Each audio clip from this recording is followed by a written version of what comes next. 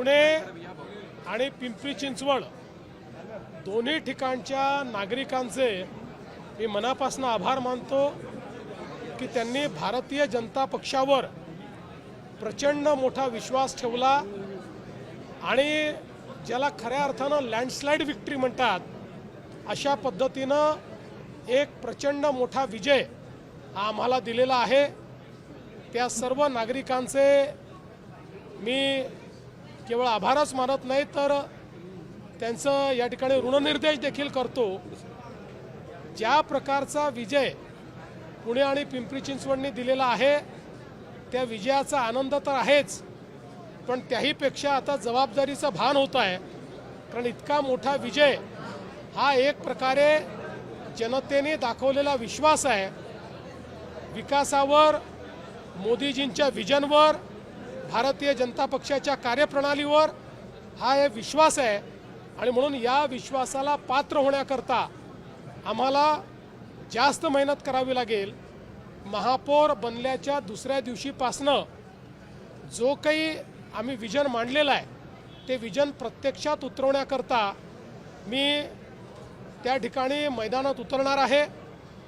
मी विशेषतः आमचे पुण्याची आणि पिंपरी चिंचवडची सगळे नेते मंडळी आहे यांचं मी अभिनंदन करेन की अतिशय मेहनत करून या ठिकाणी ह्या निवडणुकीला त्यांनी नेतृत्व दिलं आणि चांगल्या प्रकारे ही निवडणूक पार पडली। बऱ्याच प्रकारचे आराखडे विविध लोकांचे पुणे आणि पिंपरी चिंचवडच्या संदर्भात होते, निकालाच्या संदर्भातही वेगवेगळ्या पद्धतीच्या चर्चा होत्या। त्या सगळ्या चर्चांना केवळ विरामच नाही तर त्या चर्चांच्या विपरीत कोणीही अपेक्षित केलं नव्हतं त्याहीपेक्षा जास्त यश हे या ठिकाणी मिळालेलं आहे। म्हणून आमच्या नेत्यांचं, आमच्या कार्यकर्त्यांचं देखील मनापासून मी अभिनंदन करतो।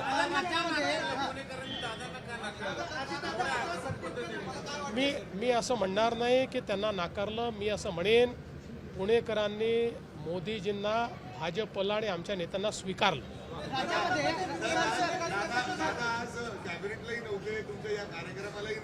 नाही, दादांचं माझं परवाच आमची भेटी झाली। तुम्हाला माहिती आहे ज्या दिवशी आपलं वोटिंग झालं त्या दिवशी दादा माझ्याकडे येऊन गेले, रात्री सगळे आम्ही बसलो होतो। त्यामुळे त्या दिवशीच त्यांनी सांगितलं होतं की माझ्याकडे गव्हर्नर साहेब येणार आहेत, त्यामुळे मी याला येऊ शकणार नाही, आपल्या कॅबिनेटला येऊ शकणार नाही, कार्यक्रमाला येऊ शकणार नाही।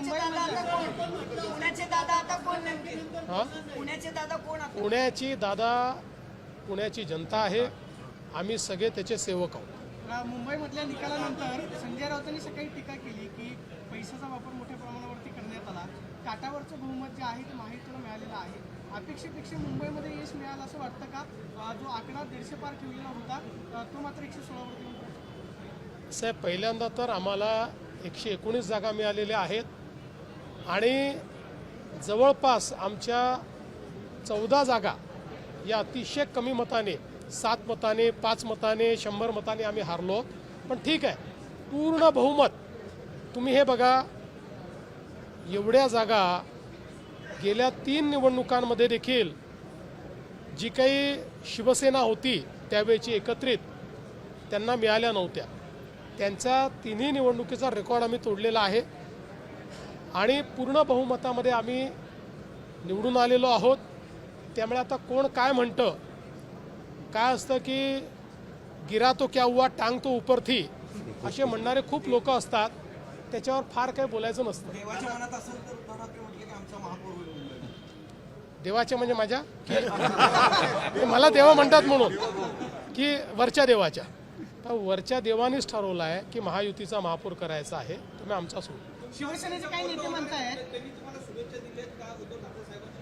नाही, माझं काही बोलणं झालं नाही, अद्याप तरी शुभेच्छा आल्या नाहीत। शिवसेनेच्या काही नगरसेवकांचं म्हणणं आहे की 2.5 वर्ष महापौर पद जे आहे ते वाटलं जावं का? आता मुंबईमधलं महापौर जे आहे ते 2.5 वर्ष भाजप आणि शिवसेनेनं वाटून द्यावं असं काही नाही? आम्ही बसून ठरवू ना। बघा, आता याच्यामध्ये महापौर कोण, महापौर कधी, महापौर किती वर्ष वगैरे या सगळ्या गोष्टी शिंदे साहेब आणि मी आणि आमची दोन्हीकडची नेते मंडळी आम्ही बसून ठरवू, काही त्यात वाद येणार नाही। छान पद्धतीनं दोन्ही पक्ष आम्ही मुंबई चालवून दाखवू. शिवसेनेला म्हणावं तसं यश मिळालं नाही त्यामुळे भाजपची अडचण झाली. शिवसेनेला म्हणावं तसं यश मिळालं नाही म्हणून भाजपची अडचण झाली. मी असं म्हणणार नाही. त्यांच्याही काही जागा खूप कमी मताने गेलेल्या आहेत. शेवटी या सगळ्या निवडणुकीमध्ये मुंबईमध्ये पहिल्यांदाच तेही अशा पद्धतीनं निवडणूक लढत होते. त्या मनाने त्यांना यश चांगलं आलं. अपेक्षा जास्त होती, पण ती काही थोड्या मतांनी त्या जागा गेलेल्या दिसतात. दादा मुरली अण्णांना आणि महेशदादांना ज्या पद्धतीने टार्गेट करत होते सांगितलं का तुम्हाला अजून सुद्धा दादा कसं आहे, बोलताना आमचे हे दोन्ही नेते एवढे सक्षम आहेत की त्यांना कोणाकडे तक्रार करायची गरज नाही आहे. ते स्वतःच पुरून उरतात आणि ते त्यांनी दाखवून दिलं. सर, कांग्रेस के कई जगहों पे खाते भी नहीं खुले हैं और राष्ट्रीय पार्टी कही जाती है, लेकिन जिस तरह हालात हुए हैं महाराष्ट्र में, खासकर निकाय चुनाव में, देखिए, मैं आपको साफ शब्दों में कहता हूं कि महाराष्ट्र ने इस बार तय कर दिया था कि जो मोदी जी के साथ हम उनके साथ. इसलिए आप देखिए, बीजेपी नंबर 1 पार्टी बनी और हमारे साथ जहां हमारे अलायंस पार्टनर थे उनको भी लोगों ने मतदान किया. तो महाराष्ट्र इस बार पूरे तरीके से मोदी जी के साथ, बीजेपी के साथ, अलायंस के साथ था. और कांग्रेस पार्टी हो चाहे कोई और पार्टी हो, इनको एक प्रकार से महाराष्ट्र की जनता ने बड़ी शिकस्त दी है. उनको ये बता दिया है कि महाराष्ट्र में विकास का एजेंडा चलेगा.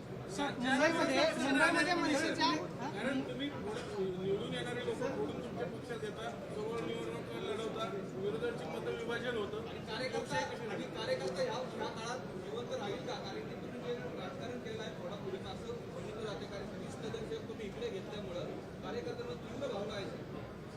असं आहे, एकूण जर तुम्ही बघितलं तर आम्ही ज्या लोकांना आमच्या पक्षात घेतलं यांची संख्या 10% जास्त नाही. 90% कार्यकर्त्यांनाच जागा मिळालेल्या आहेत.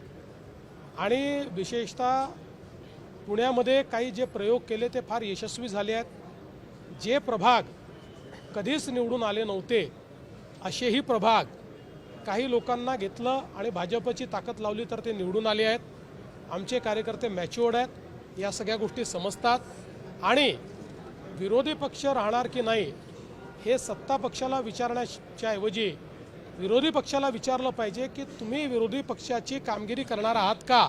तुम्ही मेहनत करणार आहात का? तुम्ही मैदानात उतरणार आहात का? मी पण विरोधी पक्षात अनेक वर्ष काढले आहेत आणि रिसेंटली 2019च्या शेवटी सगळ्यात जास्त जागा निवडून येऊनही मी विरोधी पक्षनेता झालो. पण 2.5 वर्ष विरोधी पक्षनेत्याचं काम हे चोखपणे मी बजावलं. आपल्याला ज्या दिवशी विरोधी पक्षात जातो त्या दिवशी जनतेतही राहावं लागतं, इश्यूज पण घ्यावे लागतात. घरी बसून कुठलाही विरोधी पक्ष तयार होत नाही. सर, मुंबईमध्ये मनसेच्या ज्या जागा आलेल्या आहेत, तुम्ही यादी म्हटलेला होता की युती नक्की कशासाठी केली की निकालानंतर राज ठाकरेंना कळेल. उद्धव ठाकरेंच्या जागा वाढल्या, मनसेच्या मात्र 7 ते 8 जागांवरती त्यांना समाधान मानावं लागेल. मी हे आधीच सांगितलं होतं, कारण मला राजकीयदृष्ट्या दिसत होतं की या युतीमध्ये सगळ्यात मोठं त्या ठिकाणी ज्याला म्हणतो आपण द बिगेस्ट लूजर ज्याला म्हणेन म्हणजे इलेक्शनचं हे मनसे राहील. आणि माझं जे भाकीत होतं ते या निवडणुकीने स्पष्ट केलेलं आहे. त्या ठिकाणी मनसेला किंवा राज ठाकरेंना या युतीचा कुठलाही फायदा झालेला नाही. उद्धवजींना मात्र तो झालेला दिसतोय. चला, सगळे नगरसेवक त्यांचे एका खासगी हॉटेलमध्ये ठेवलेले आहेत. म्हणजे काय नक्की प्लॅन आहे असं, म्हणजे पुन्हा एकदा पळवण्यात जसं आमदारकीच्या वेळेस झालं आता कुठेही पळवापळवी नाही आहे. आता सगळं शांतपणे आहे. आम्ही एकत्रितपणे सगळे निर्णय करणार आहोत. त्यामुळे पळवापळवीची काही आवश्यकता नाही आहे. एखाद वेळेस त्यांनी सगळ्या लोकांना एकत्रित जसं आम्ही बोलवलं आता इथे मी आलो तर नाही राहायला वगैरे कोणी जात नाही, काय काळजी करू.